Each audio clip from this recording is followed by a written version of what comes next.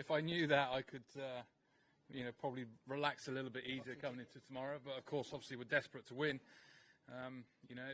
It's going to be amazing, isn't it? I think already we've seen 4 good days of cricket and 2 games which have been, well supported. But that last sort of hour or half an hour, the support and the energy around the ground made it amazing, really, didn't it? Just sort of like everybody was invested into it. There was, from an England point of view, obviously brilliant. We love those sort of situations when the crowd is really up behind the team. Hopefully we can get a bit more of that tomorrow and we can sort of push forward to winning the game. As the team went out to defend 193 and when they came back just then, are you seeing like a really fired up England team? Well, I think we had momentum a little bit towards the back end. When you're going out with a new ball, you're always hoping then that you're going to pick up early wickets. We got an early one, then they got a partnership, but I think the buzz around the ground at the end really sort of gave the boys the lift that they needed. A couple of late wickets in the day gives them that hope that we're bang on the money. So it will revolve around the first hour of the days tomorrow, how positive India can be, how dominant we can be with the ball, and how many early wickets we can get. Can I ask for your assessment of England's batting performance today? It was obviously a bit of unpredictable bounce early in the day. What was 192 short of where you wanted to be, and what would you have seen as the kind of score you wanted to today? Well, I think we always wanted sort of 250 plus. Of course we did. But I think after the first innings, it was really hard to judge what a good score was going to be, because it was definitely, there was more variation in bounce this morning that we'd seen in any time in the game, really. We would have loved to have had more runs than what we did, but I still feel like we've got a decent score on the board with something to really sort of push on towards tomorrow. So, I don't think we're going to sit back and dwell on what's happened today too much. We'll look forward to what's going to happen tomorrow. And Shoaib Bashir, how is he? Do you expect him to bowl tomorrow? He's fit to bowl. Well, he's ready to bowl. I think it comes in the regulation, as I believe, is he can come on to bowl as and when he's needed, and then if he's not bowling at any stage, he can then come back off, because it's obviously an external blow. So should we need him, he will be ready to bowl. Yeah. Coach, what kind of talks are going on as far as the wicket is concerned? Because we constantly seeing this, that there is some uneven bounce there. But according to you, what will be like on the 5th day?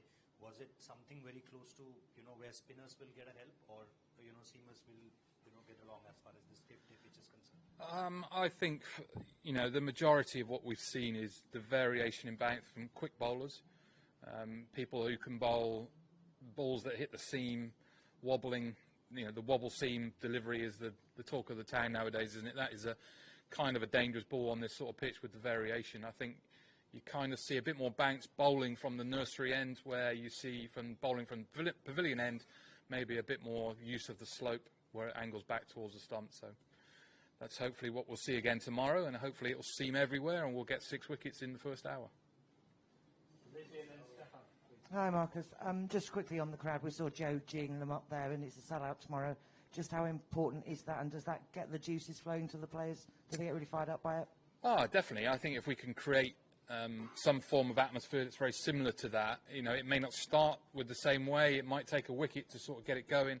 We might need Joe to wind them up again, but the support has been brilliant throughout, because obviously we know both teams are really well supported, and it's great that we have that.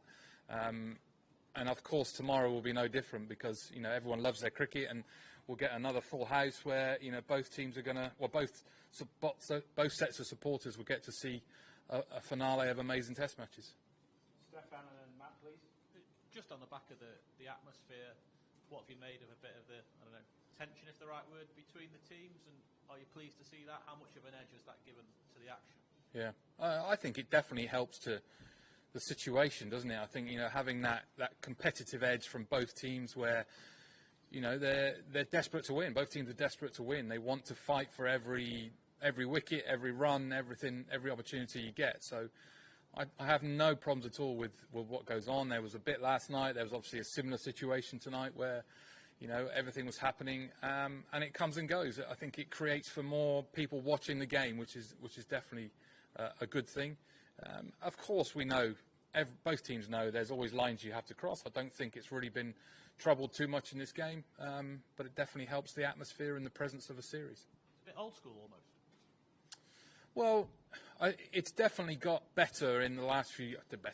It's definitely got more friendly in the last few years because of everyone's playing together in franchise tournaments around the world, right? It's like, you know, they're teammates one week and now they're opposition and they're fighting for every tooth and nail. So, you know, sometimes it's good to create a little bit of something in the game. Marcus, Harry Brook's taken quite a bit of criticism for his dismissal today. Could I just ask your assessment of, I suppose, shot selection versus poor execution and how you and him will reflect on it as a pair? Yeah, we've already discussed it. I think you could see the way that the ball was moving around and that he chose that's the best way to try and counteract what was going to try and happen. I think, you know, when he scooped the 2 for 4 and then hit the next one for 6, we were all sitting back and really enjoying it. So sometimes you've got to take the rough with the smooth, and you're going to get it wrong, you're going to get it right. So it is what it is, right? And obviously he missed the ball today, and it was bang on target. So. Okay, 2 more, one at the back, and then we'll finish with Adam. Go ahead. Tresco, you must have been impressed by KL Rahul's batting throughout the series. He's been one of the immovable objects. How important is wicket tomorrow? You will say every batter's wicket is important, but how important is KL first thing in the morning? Well, along with other players, of course, you know himself, Rishabh, you know, they're both very, very dangerous players, obviously in different ways for what they're trying to do. But KL's been, you know, classical, old school style of Test cricket, isn't he? He's left the ball really well. Judgment of length is good. Looked to bat for a long period of time, and he's done it well. Obviously 100 in the first innings. Hopefully we don't, you know, we can get him out early and we can start getting into the rest of the tail as they come along. But he has been, you know, he's been pretty dominant in a few of the games that he's played, and he's pretty much got a score in most innings that he's played. So. Last one, Adam, please. Marcus, was there any sense of frustration with some of the Indian celebrations? Do you think it helped firing them up at all? I don't have a problem with any of their celebrations, no. No. Not in the dressing room, nothing? No. Okay, thanks, Tress. Well done. Thank Okay. you. Cheers. Cheers, everyone.